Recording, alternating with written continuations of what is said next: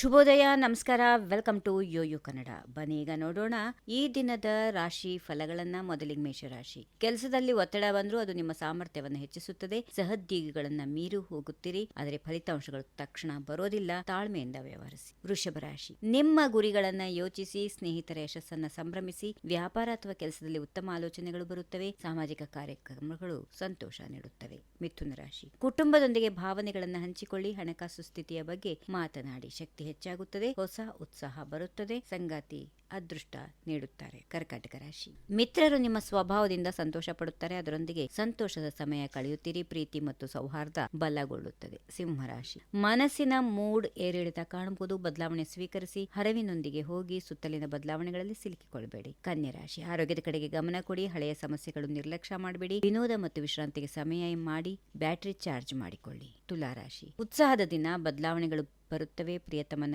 ಸಲಹೆಯಿಂದ ಹೊರನೋಟ ಬದಲಾಗಬಹುದು. ಉತ್ತಮ ಭವಿಷ್ಯಕ್ಕೆ ಆಶಾಭರಿತರಾಗಿರಿ. ವೃಶ್ಚಿಕ ರಾಶಿ. ಋಣಾತ್ಮಕ ಆಲೋಚನೆಗಳನ್ನ ಬಿಟ್ಟು ಬಿಡಿ. ತಂಡದಲ್ಲಿ ಉತ್ಸಾಹದಿಂದ ಕೆಲಸ ಮಾಡಿ. ಜವಾಬ್ದಾರಿಗಳನ್ನ ಹಂಚಿಕೊಳ್ಳಿ. ನಂಬಿಕೆ ಇರಿಸಿ. ಎಲ್ಲವೂ ಸರಿಯಾಗುತ್ತೆ. ಧನುರಾಶಿ. ಸೋಮಾರಿತನ ಕಾಣಬಹುದು. ಆಯಾಸದಿಂದಾಗಿ ಕೆಲಸವನ್ನ ಇತರರಿಗೆ ವಹಿಸಿ. ನಿಮ್ಮ ಮಾನದಂಡಗಳ ಪ್ರಕಾರ ಜೀವನ ನಡೆಸಲು ಪ್ರಯತ್ನಿಸಿ. ಮಕರ ರಾಶಿ. ಗುರಿಗಳಿಗಾಗಿ ಚತುರತೆಯಿಂದ ಕೆಲಸ ಮಾಡಿ. ಬೌದ್ಧಿಕ ಪ್ರಗತಿ ಉತ್ತಮ. ಸ್ವಭಾವದ ಮೇಲೆ ವಿಶ್ವಾಸ ಇರಿಸಿ. ಸರಿಯಾದ ದಾರಿ ಸಿಗುತ್ತದೆ. ಕುಂಭರಾಶಿ. ಸಂವಹನ ಕೌಶಲಗಳು ಅದ್ಭುತವಾಗಿರುತ್ತವೆ.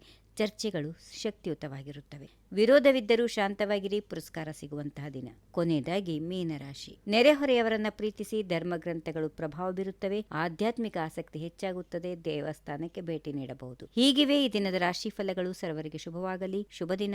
ನಮಸ್ಕಾರ. If you like this video, ಬೇಗ ಲೈಕ್ ಮಾಡಿ, ಕಾಮೆಂಟ್ ಮಾಡಿ, ಶೇರ್ ಮಾಡಿ ಹಾಗೂ ಯೋಯೋ ಟಿವಿ ಕನ್ನಡವನ್ನು ಸಬ್ಸ್ಕ್ರೈಬ್ ಮಾಡಿ.